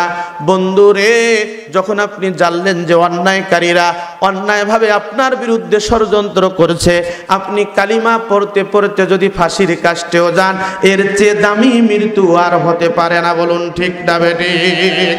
মুসলমান ভাইরা আমার, আল্লাহ পাক রব্বুল আলামিন বলেন, ওয়াইদ ইয়ামকুরু বিকাল্লাযিনা কাফারু লিয়ুসবিতুকা। এক নম্বর হচ্ছে নবীজি, তারা তোমাকে বন্দী করবে। দুই নম্বর হচ্ছে আউ ইয়াকতুলুকা, তারা তোমরাকে অতর্কিত হামলা করে তোমাকে শেষ করে দিবে। আউ ইউখরিজুকা, তিন নম্বর হচ্ছে তোমাকে দেশ থেকে বের করে দিবে। মুসলমান ভাইয়েরা আমার, নবীজির বিরুদ্ধে তারা তিনটা ষড়যন্ত্র করেছে, এই তিনটা ষড়যন্ত্র দিয়ে সফল হতে পারে নাই। যুগে যুগে যারা নবীজির তরিকা মানবে, যুগে যুগে যারা নবীর শ্রেষ্ঠ উম্মত হবে, যুগে যুগে যারা রহমাতাল লিল আলামিনের অনুসরণ করবে, এরাও এই তিনটা ষড়যন্ত্র থেকে বাঁচতে পারবে না। কথা বলুন ঠিক না বেঠিক? এত সহজ ঈমান নয়। কিসের ঈমানদার আপনি দাবি করেন? নবীজির উপর যেমন পরীক্ষা এসেছিল, এই পরীক্ষা আপনার আসে নাই, আর আপনি বললেন আমি ঈমানদার। বন্ধুগণ আমার, খেয়াল করুন, নবীজি সাহাবা আজমাইনদেরকে নিয়ে গিরিপথে চলে গেছেন। মক্কার কাফির মুশরিকরা নবীজিকে অবরুদ্ধ করে ফেলেছে, নবীজি অবরুদ্ধ। নবীজি এবার বন্দী, সাহাবা আজমাইনরা বন্দী, সবাই কেউ গাছের পাতা চিবে চিবে খায়। ও মুসলমান ভাইয়েরা আমার, আমরা তো সংসার করি, আমরা চাকুরি ঠিক মতো করতেছি, আমরা বক্তৃতাও ঠিক মতো করতেছি, আমরা ঠিক মতো করে নামাজ পড়তেছি, ঠিক মতো করে জিকির আজগার করতেছি, কিন্তু খেয়াল করুন নবীজির ইতিহাসের কথা। সাহাবা আজমাইনদেরকে সহ 2.5 বছর পর্যন্ত শিয়াবে আবু তালেবের গিরিপথে বন্দী করে রাখা হলো। তারা গাছের পাতা চিবে চিবে খায়, আর গরু ছাগলের পায়খানার মতো করে পায়খানা করে। সাহাবা আজমাইনরা বলল, ইয়া রাসূলুল্লাহ, আর কত জুলুম, আর কত নির্যাতন চলবে, আর কতদিন এই কষ্ট আমাদেরকে সহ্য করতে হবে? আল্লাহ পাক রব্বুল আলামিন বলেন, আবা হাসিবতুম আও তাদখুলুল জান্নাতা ওয়ালাম্মা ইয়াতিকুম মাসালুল লাযিনা খালাউ মিন ক্বাবলিকুম মাসাতুহুমুল বাসাউ ওয়াদ-দাররাউ ওয়া যুলজিলু হাত্তা ইয়াকুলার রাসূলু ওয়াল্লাযিনা আমানু মা'আহু মাতা নাসরুল্লাহ।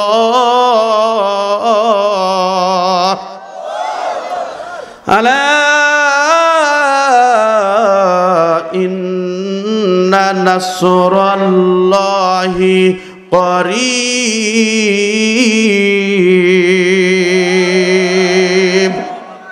বন্ধুগণ আমার, খেয়াল করুন নবীজিকে যখন সাহাবীরা প্রশ্ন করলো, ইয়া রাসূলুল্লাহ, আর কতদিন কষ্ট করব, সহ্য হয় না, মার খাওয়া শুরু হয়ে গেল। মারতে মারতে তাদের চামড়াগুলো পর্যন্ত ঝলসে দেওয়া হলো। বন্ধুরে, জুলুমের পরে জুলুম, নির্যাতনের পরে নির্যাতন। নবীজি সাহাবীদেরকে বললেন, সাহাবীরা শোনো রে, তোমাদের পূর্বে এক শ্রেণীর ইমানদার ছিল, যে ইমানদারদেরকে মাটির মধ্যে কোমর পর্যন্ত পুঁতে রেখে পাথর দিয়ে তাদেরকে মাটির সাথে মিশিয়ে দেয়া হতো, তারপরেও তারা চুল পরিমাণ ইমান থেকে দূরে সরে যায় নাই। এক শ্রেণীর ইমানদারদেরকে গাছের সাথে বেঁধে করাত দিয়ে গাছ যেমন করে দ্বিখণ্ডিত করা হয়, ও মুসলমানেরা, ও ইমানদাররা, তোমাদেরকেও সেইভাবে দ্বিখণ্ডিত করা হবে। ওই জামানার মুসলমানেরা বিন্দু পরিমাণ ইমান ইসলাম থেকে পিছপা হয় নাই। তুমি কেমন করে বুঝলে তোমার পরীক্ষা শেষ হয়েছে? না, তোমার পরীক্ষা শেষ হয় নাই।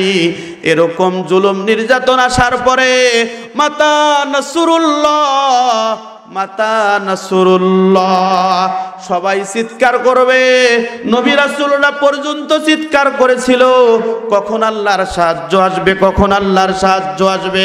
যখন তামাম বিশ্বের মুসলমানদের দেওয়ালে পিঠ থেকে যাবে, সমস্ত মুসলমানেরা সমস্ত বাতিল শক্তির কাছ থেকে মুখ ফেরাবে। মুখ ফেরার পরে আল্লাহর দিকে তাকিয়ে বলবে, আল্লাহ বাঁচাও। আর আমাদের বাঁচার উপায় নাই।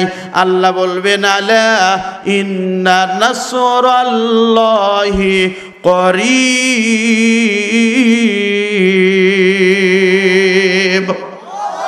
দুই হাত তুলে বলুন আল্লাহু আকবার। সম্মানিত বন্ধুগণ আমার, আল্লাহ পাক রব্বুল আলামিন ডাক দিয়া বললেন, নবীজি শোনো, ও নবীজি শোনো, আমার সাহায্য খুব নিকটেই। নবীজির উপরে যখন জুলুম নির্যাতন চলছে, মুসলমান ভাইয়েরা আমার, নবীজি মনে মনে ভাবলেন, আমার উপরে মনে হয় এত জুলুম, আর কি কোনো জুলুম হয় নাই। আল্লাহ পাক রব্বুল আলামিন বলেন, নবীজি শোনো, এবার তারা সিদ্ধান্ত নিয়েছে, তারা তোমাকে বন্দি করে রাখতে পারে নাই। তারা চিন্তা করলো, তোমাকে বন্দি করলে দল আরো ভারী হবে। তারা তোমাকে অন্যায়ভাবে হত্যা করতে চেয়েছে, হত্যাও করতে পারে নাই। তারা মনে করলো মুহাম্মাদের দল আরো বেশি ভারী হয়ে যাবে। এবার তারা সিদ্ধান্ত নিয়েছে, তারা তোমাকে মক্কা থেকে বের করে দিবে। নবীজি ভাবলেন, আমার দাদা বাড়ি হচ্ছে মক্কায়, আমার সমস্ত আত্মীয় স্বজন মক্কায়, আমাকে কেন মক্কা থেকে বের করে দেওয়া হবে? আল্লাহ বলেন, ওয়া ইন কাদু লা ইয়াস্তাফিজুনাকা মিনাল আরদি লিয়ুখরিজুকা মিনহা ওয়া ইযাল্লা ইয়ালবাসুনা খিলাফাকা ইল্লা কলিলা।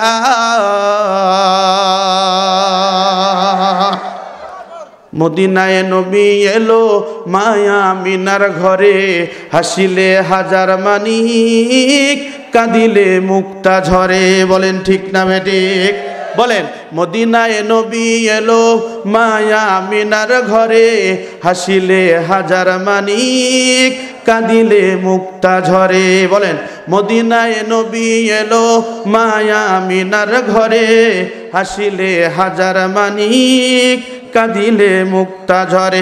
দয়াল তুমি যার শাখা, তার কিসের ভাবনা? দয়াল তুমি যার শাখা, তার কিসের ভাবনা? হৃদয় মাঝে কাবা, নয়নে মদিনা। লিল্লাহে তাকবীর। বন্ধুগণ আমার, খেয়াল করুন, নবীজি যখন মা আমিনার ঘর থেকে এবার বের হচ্ছেন, মদিনার দিকে চলে আসবেন, নবীজি যখন বললেন, আল্লাহ, আমার দাদা বাড়ি মক্কায়, আমার জন্মস্থান মক্কায়, কেন আমাকে মক্কা ছাড়তে হবে? আল্লাহ বললেন, ওয়া ইন কাদু লা ইয়াস্তাফিজুনাকা, লামে তাকিদ আল্লাহ ব্যবহার করে বললেন, নবীজি শোনো, এবার তারা দৃঢ় সিদ্ধান্ত নিয়েছে, মক্কার কাফের মুশরিকরা তোমাকে আর মক্কায় থাকতে দিবে না, মক্কা থেকে তোমাকে বের করে দিবে। লিয়ুখরিজু ইউখরিজুকা মিনহা, তারা তোমাকে এখান থেকে বের করে দিবে।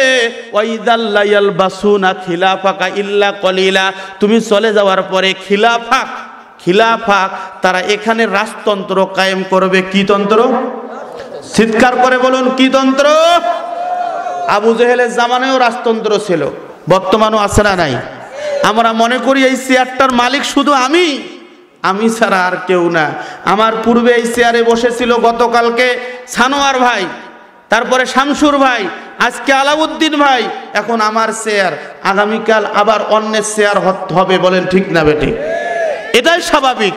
কিন্তু আবু জেহেল মনে করলো না, ওয়াইন কাদু লা ইয়াস্তাফিজুনাকা মিনাল আরদ লিইখরিজুকা মিনহা, এই দমানিগিরি শুরু করে দিয়েছে, মাস্তানা হয়েছে না, সে লিডার হতে চায়, নেতা হতে চায়, তাকে এখান থেকে বের করে দাও। কি করো তারপর? খিলাফাকা, আমি যেই চেয়ারে বসেছি এই চেয়ারে আমার সন্তানরা বসবে, এই চেয়ারে মুহাম্মাদের বংশের কেউ বসতে পারবে। নবীজিকে আল্লাহ তাআলা সান্ত্বনা দিলেন, নবীজি শোনো, খিলাফাকা ইল্লা কলিলা। বন্ধুগণ আমার খেয়াল করুন। কলিলা শব্দের অর্থ হচ্ছে সামান্য সময়। নবীজি মক্কা থেকে মদিনায় চলে গেছেন। এই মক্কায় কোরআন নাজিল হয়েছে 10 বছর, কেউ বলেছেন 13 বছর। 13 বছর মক্কায়, 10 বছর মদিনায়, 23 বছর ধরে কোরআন নাজিল হয়েছে। 13 বছরের মাথায় নবীজির উপরে জুলুম নির্যাতন যখন শুরু হয়ে গেল, আল্লাহ বললেন ইল্লা কলিলা, বেশি চিন্তা তুমি করবে না, অল্প দিনের মধ্যে একটা পরিবর্তন আমি দেখাই দেব। বন্ধুগণ আমার, নবীজি মনে মনে ভাবলেন, হায় রে, এই জুলুম নির্যাতন কি শুধু আমার উপরে না আরো নবী আলাইহিস সালাতু ওয়াস সালামের উপর হয়েছে? আল্লাহ পাক রব্বুল আলামিন বলেন, সুন্নাতা মান ক্বাদ আরসালনা ক্বাবলাকা মির রুসুলিনা ওয়ালা তাজিদু লিসুন্নাতিনা তাহবিলা। চিৎকার করে বলুন আল্লাহু আকবার। সুন্নত বোঝেন? পাগুড়ি মাথায় দিছি, এটা সুন্নত। মেসওয়াক করা সুন্নত, দাড়ি রাখা সুন্নত, টুপি মাথায় দেওয়া সুন্নত, জুব্বা পরা সুন্নত বোঝেন? পদ্ধতি। এই সুন্নত শব্দ আল্লাহ তাআলা সূরা বানী ইসরাঈলের ৭৭ নম্বর আয়াতে বললেন। নবীজি একটু বুঝার চেষ্টা করুন। নবীজির জন্মভূমি মক্কায় থাকলেন, মক্কায় খাইলেন, মক্কায় কোরআন নাজিল হইল। 23 বছর ধরে কোরআন নাজিল হয়েছে, তার মধ্যে 13 বছর মক্কায় মার, নির্যাতন, জুলুমের উপর জুলুম। কাফের মুশরিক সবাই একত্রিত এক প্ল্যাটফর্মে হযরতে খোবাইবের মতো মানুষকে ফাঁসির কাস্টে ঝুলাইলো, হযরতে বেলালের মতো মানুষকে উত্তপ্ত বালুর উপরে টানা হেঁচড়া করে তার শরীরের রক্ত মাংসকে ঝালসিয়ে দিল। তারপরেও তারা বিন্দু পরিমাণ ঈমান ইসলাম থেকে পিছপা হন নাই। বলুন ঠিক না বেঠিক? নবীজিকে যখন বের করে দেওয়া হয়, নবীজি মক্কা থেকে বের হচ্ছেন, নবীজি চিন্তা করলেন, বাপদাদার বংশধর মক্কায়, আর আমি মদিনায় যাব কেন? আল্লাহ বললেন, সুন্নাতা মান ক্বাদ আরসালনা ক্বাবলাকা মির রুসুলিনা। এটাই হচ্ছে নবীদের সুন্নত, যে নবীরা নিজের জন্মভূমিতে জন্মগ্রহণ করে, জন্মভূমিতে টিকে থাকতে পারে নাই, তুমিও টিকে থাকতে পারবে না। কথা বলেন ঠিক না বেঠিক? এই সুন্নত আল্লাহর নবী বলেছেন, যদি কোনো আমার উম্মত কোনো মৃত সুন্নতকে জিন্দা করে, তার আমলনামায় 1000 গলা কাটা শহীদের সওয়াব তার আমলনামায় দেয়া হবে। বলুন সুবহানাল্লাহ। মেসওয়াক করা সুন্নত জারি আছে না নাই? কথা বলতে হবে মুসলমান। দাড়ি রাখা সুন্নত কেউ নিষেধ করে? টুপি মাথায় দেওয়া সুন্নত কেউ নিষেধ করে? কিন্তু যেই সুন্নতের কথা বললে মামলা খাইতে হয়, যেই সুন্নতের কথা বললে জুলুম নির্যাতন সহ্য হয়, এই সুন্নত হচ্ছে প্রকৃত সুন্নত। আমরা বাতিল শক্তিকে বলতে চাই, রক্ত দেব, জীবন দেব, এই সুন্নতের পথ থেকে পিছপা হব না। কারা কারা হব না? দুহাত তুলে আল্লাহকে দেখায়।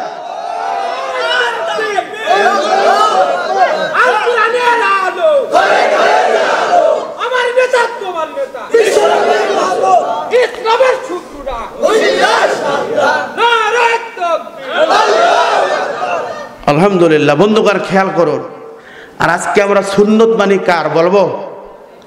কথা বলেন, বলবো? সত্য কথা বলছি, মিথ্যা কথা বলছি না। যে যেই দলকে বেশি ভালোবাসি আমরা ওই দলের সুন্নত মানি, ঠিক না বেঠিক? আমার বানানো কথা বলছি? আমি সত্য কথা বলছি। শুনুন, যে তাবলীগ জামাত করে দেখবেন কোরআনটা পড়ার পরে ব্যাখ্যাটা করে তাবলীগ জামাতের দিকে, তাবলীগ জামাত করলেই জান্নাত, ঠিক না বেঠিক? যে চরমনাই করে ও কোরআনের তাফসির করবে, ওই পথ দেখাবে, এটাই জান্নাত। যে আটরশি করে তাদেরও দলিল আছে যে আটরশির মুরিদ হইলে জান্নাত।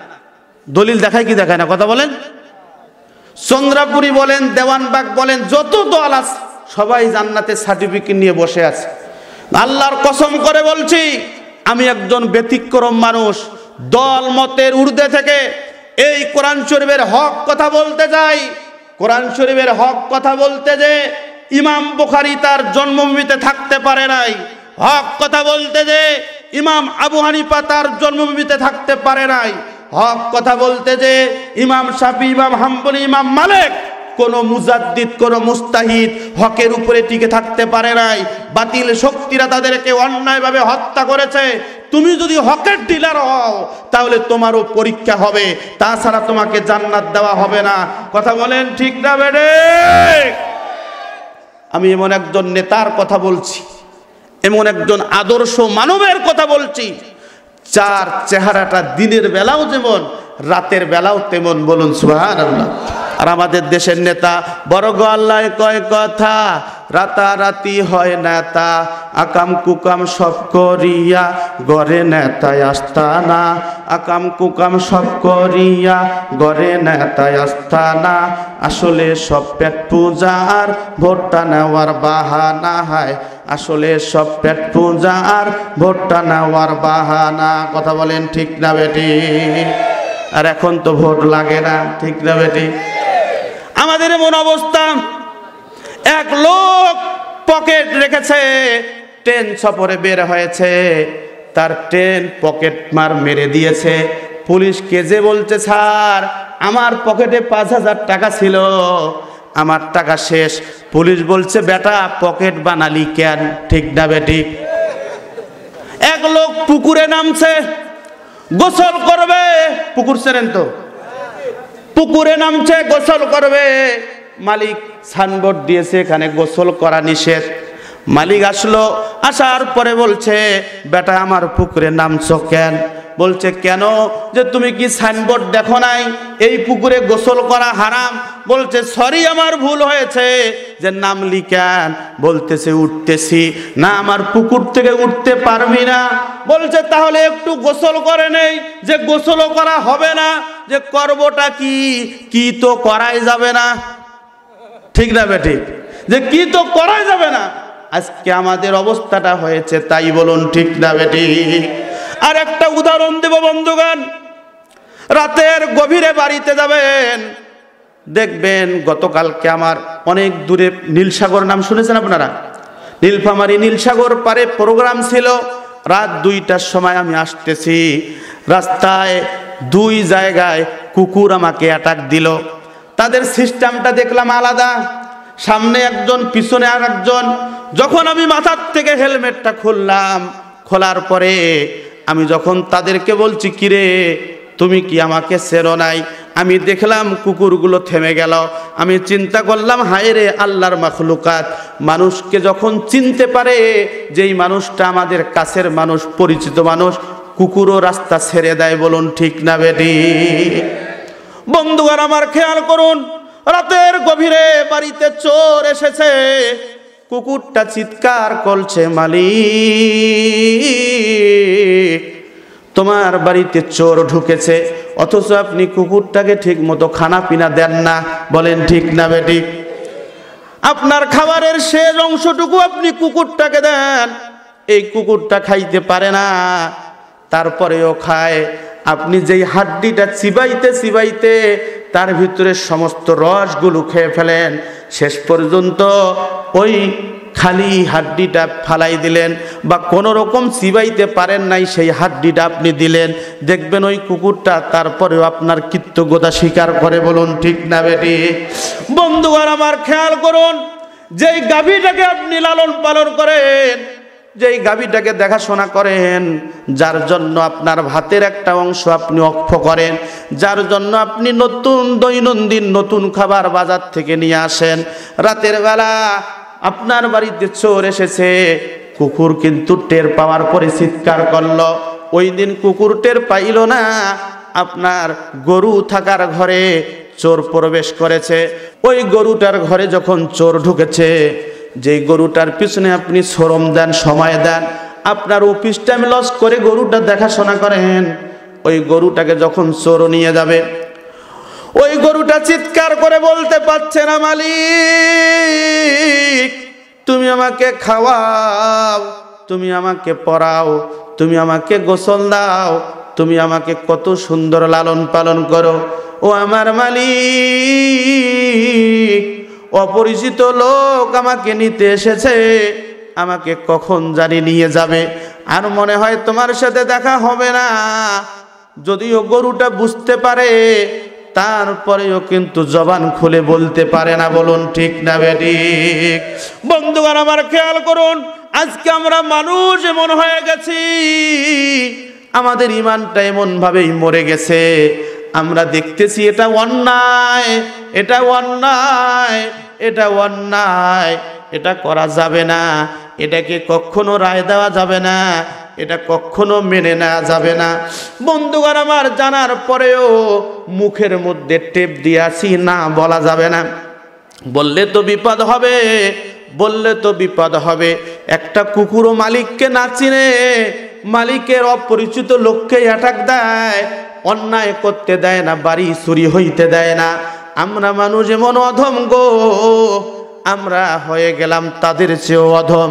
আল্লাহ বলেন, ওয়ালাকাদ যারানা লি জাহান্নামা কাসীরাম মিনাল জিন্নি ওয়াল ইনসি লাহুম কুলুবুন লা ইয়াফকাহুনা বিহা ওয়া লাহুম আ'য়ুনুন লা ইউবসিরুনা বিহা ওয়া লাহুম আযানুন লা ইয়াসমাউনা বিহা উলাইকা কাল আনআমি বাল হুম আদাল ওয়া উলাইকা হুমুল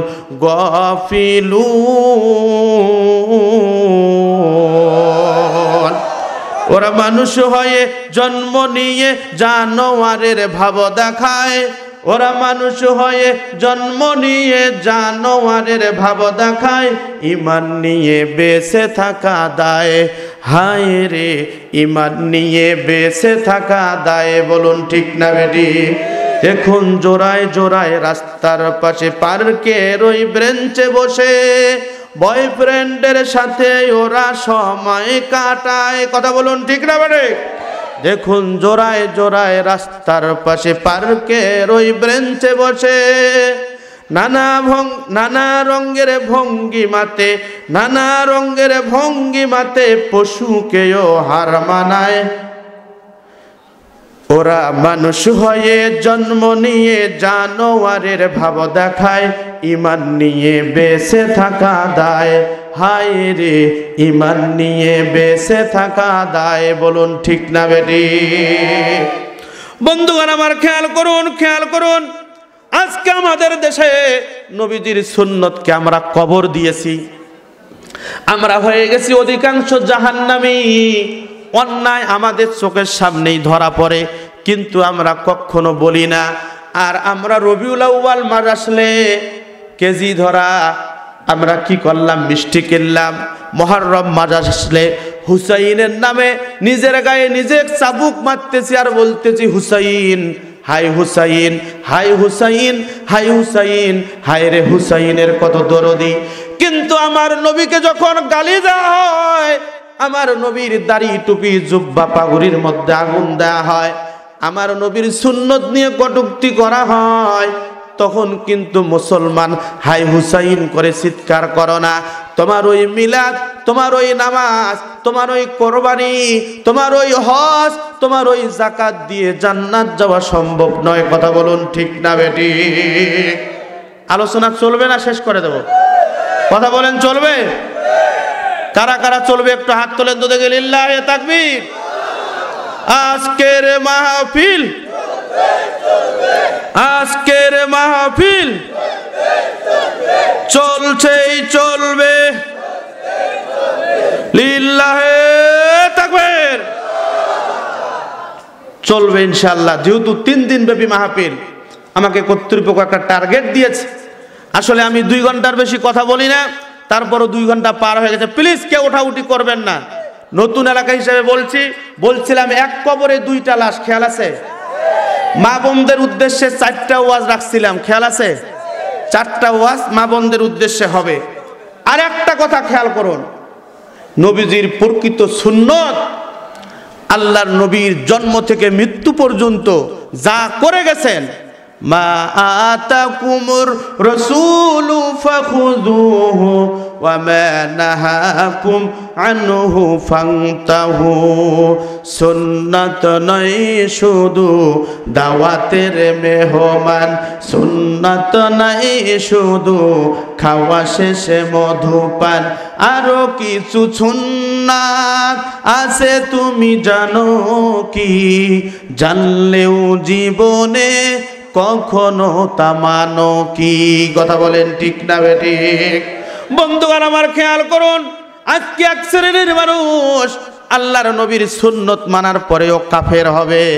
এক শ্রেণীর মানুষ আল্লাহর নবীর সুন্নত মানার পরেও নাজাত পাবে, আর এক শ্রেণীর মানুষ নাজাত পাবে না। কোন মানুষগুলি নাজাত পাবে না একটু মনোযোগ দিয়ে শুনবেন। নবীজিকে রহমাতাল লিল আলামিন মনে করেন, নবীজির উপরে বিশ্বাস স্থাপন করেছেন। খেয়াল করুন, খেয়াল করুন, নবীজির সুন্নত যদি আপনি মানতে না পারেন, আল্লাহর নবীর পিছনে 5 ওয়াক্ত নামাজ জামাতে আদায় করেছিল আব্দুল্লাহ বিন উবাই বিন সুলুল। এই মুরব্বী দাড়ি বড় ছিল, পাগুড়ি বড় ছিল, জুব্বা বড় ছিল, তারপরেও জাহান্নামী হবে। অপরাধ একটাই, ইসলামের বিরোধিতা করেছিল। বন্ধুগণ আমার খেয়াল করুন, আল্লাহ রাব্বুল আলামিন বলেন, ইউরিদুনা আইয়ুফাররিকু বাইনাল্লাহি ওয়ার রাসূলি ওয়া ইয়াকুলুনা নুমিনু বিবা'দিন ওয়া নাকফুরু বিবা'দ ওয়া ইউরিদুনা আইয়াত্তাখিযু বাইনা যালিকা সাবিলা উলাইকা হুমুল কাফিরুনা হাক্কা। হক্কানি কাফের। আমাদের দেশে হক্কানি পীর আছে না? কথা বলেন না কেন? হক্কানি আলেম আছে, হক্কানি পীর আছে, হক্কানি বুজুর্গ আছে। এক শ্রেণীর মানুষ পীর হওয়ার পরেও জাহান্নামী হবে, বুজুর্গ হওয়ার পরেও জাহান্নামী হবে। আল্লাহ বলেছেন, উলাইকা হুমুল কাফিরুনা হাক্কা। এরা পীর নয়, এরা আলেম নয়, এরা দাড়িওয়ালা নয়, এরা টুপিওয়ালা নয়, এরা হচ্ছে হক্কানি কাফের। সূরা নিসার 151, 150 এবং 51 নম্বর আয়াত। আল্লাহ বলেন, কিছু কিছু মানুষ আছে, যেই মানুষগুলি কোরআন শরীফটাকে সুবিধা মতো মানবে। সুবিধা বোঝেন? কথা বলেন না কেন? সুবিধা বোঝেন মানে সুদের আয়াত নিজে সুদখোর হইলে বলে, এই হুজুর আপনি আমার বিরুদ্ধে ওয়াজ করলেন, ঠিক না বেঠিক? ওই এক ইমাম সাহেব এক বাড়িতে মসজিদে চাকুরি নিতে গেছে। সংক্ষিপ্ত করে বুঝার জন্য বলছি। চাকুরি নিতে গেছে, বেচারা মসজিদের সভাপতি সাহেবের বাড়িতে ছিলেন। ওই দিন চিন্তা করলেন আজকে ঘুষের উপরে ওয়াজ করব। ঘুষের উপরে তুমুল ওয়াজ করেছে। নামাজের পরে বলছে, হুজুর আগামী শুক্রবার থেকে আর আসবেন না, আসসালামু আলাইকুম। চিন্তা করলেন যে ভাই আমার সমস্যাটা কি? বলছে, না আপনাকে আর আসতে হবে না, চলে গেছে। উনি বুঝতে পারছেন যে নিশ্চয়ই বেচারা ঘুষখোর, আমার ঘুষের বিরুদ্ধে ওয়াজ করাটাই বলেছে। এরপরে পরের মসজিদে আরেক মসজিদে গেছে চাকুরি নিতে, বলছে সেদিন তো ঘুষের ওয়াজ করছি, আজকে একটু সুদের ওয়াজ করব। তুমুল সুদের বিরুদ্ধে ওয়াজ। সম্মানিত বন্ধুগণ আমার, যখন সুদের ওয়াজ করছে, বলছে হুজুর আগামী জুমার থেকে আসতে হবে না। বলছে কেন হবে না? চিন্তা করলো রে আমি সুদখোর, বেটা হুজুর আমার বাড়িতে খায়, আমার বিরুদ্ধে বক্তব্য দেয়, এটাকে মেনে নেওয়া যায়? চিন্তা করলেন যে এবার কি করব। পরের মসজিদে আরেক মসজিদে গেছে চাকরি নিতে, বলছে আজকে পর্দার ওয়াজ করব, তুমুল পর্দার ওয়াজ। পর্দার ওয়াজ শেষে নামাজের পরে বলছে হুজুর আসতে হবে না। ভাই আমার অপরাধটা কি? হবে না। অন্যের কাছে বলছে যে আমার বউ বেটি বেপরদায় চলে, হুজুর জানলো কেমনে? কথা বোঝেন নাই? এই হচ্ছে আমাদের অবস্থা। শেষ পর্যন্ত গ্রামে গেছে, গ্রামের শেষ মাথায় একটা মসজিদ ইমামতি নিয়েছে। চিন্তা করলো ঘুষের ওয়াজ করে চাকুরি গেল, সুদের ওয়াজ করে চাকুরি গেল, পর্দার ওয়াজ করে চাকুরি গেল, আজ ওয়াজই করব না। ওয়াজ না করে বেচারা নামাজ শুরু করে দিয়েছে। নামাজ পড়াবেন এমন মুহূর্তে উনি সূরা ইয়াসিন পাঠ করতেছেন নামাজে। ইয়াসিন ওয়াল কুরআনিল হাকিম ইন্নাকা লামিনাল মুরসালিন আলা সিরাতিম মুস্তাকিম। নামাজ শেষ হওয়ার পরে সভাপতি সাহেব বলেছেন হুজুর আপনি তো আজকের জুমায় এমন একটা ভুল করেছেন, এরকম ভুল আর হয় না। বলছে ভাই রে কি ভুল করলাম? বলছে ভুল হচ্ছে আপনি পূর্বের যে সভাপতি ছিল নামাজে কিন্তু তার নামটা নিয়েছেন। তার নাম কি? ইয়াসিন। নাম কি?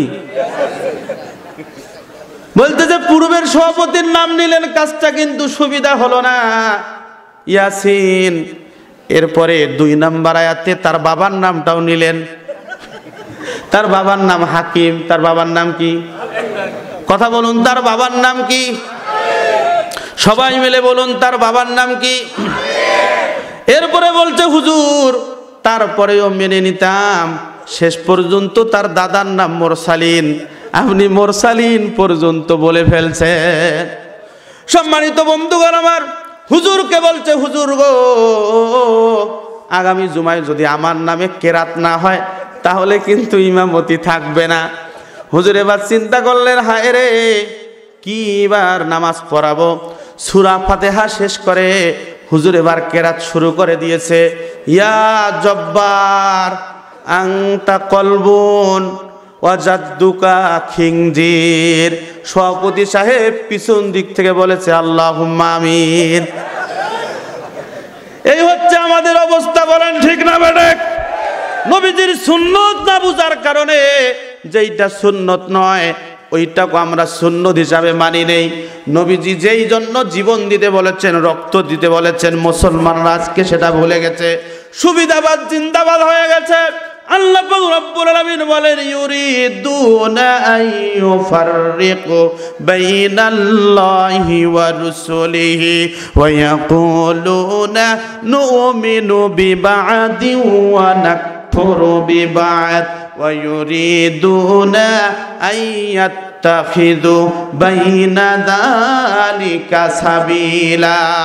আল্লাহ পাক রব্বুল আলামিন বলেন পৃথিবীর জমিনে এক শ্রেণীর দাড়িওয়ালা, এক শ্রেণীর টুপিওয়ালা, এক শ্রেণীর জুব্বাওয়ালা, এক শ্রেণীর পীর, এক শ্রেণীর মুহাদ্দিস, এক শ্রেণীর মুফাসসির, এক শ্রেণীর বক্তা, এক শ্রেণীর দাড়িওয়ালা, এক শ্রেণীর ফিকহবিদ। এরা সুবিধাবাদ জিন্দাবাদ হওয়ার কারণে এরা কোনো দলে থাকবে না। উলাইকা হুমুল কাফিরুনা হাক্কা। যারা কোরআন শরীফটাকে সুবিধাবাদ জিন্দাবাদ হিসাবে নিয়েছে এরা অন্য কোনো মানুষ নয়, এরা হচ্ছে সুবিধাবাদ জিন্দাবাদ। এরা উলাইকা হুমুল কাফিরুনা হাক্কা, এরা হচ্ছে হক্কানি কাফের। চিৎকার করে বলুন নাউজুবিল্লাহ। বন্ধুগণ আমার খেয়াল করুন, এবার খেয়াল করুন আব্দুল্লাহ ওই যে উবাই বিন সুলুল আল্লাহর নবীর বিরুদ্ধে সামান্য একটা অপরাধ করেছে, যুদ্ধের ময়দানে মুসলমানদেরকে পিছন দিক দিয়ে বের করে নিয়ে গেছে, সে ইন্তেকাল করেছে। তার সন্তান আব্দুল্লাহ এসে বলল নবীজি আমার বাবার জানাজার নামাজ পড়াতে হবে। আব্দুল্লাহকে নবীজি বলল ঠিক আছে চলো তোমার বাবার জানাজায় যাই। নবীজি আব্দুল্লাহকে সাথে নিয়ে হযরতে আবু বকর, ওসমান, আলী রাদিয়াল্লাহু তাআলা আনহু ওমর রাদিয়াল্লাহু তাআলা আনহুমা আজমাইনকে ডাকলেন যে তোমরা আসো।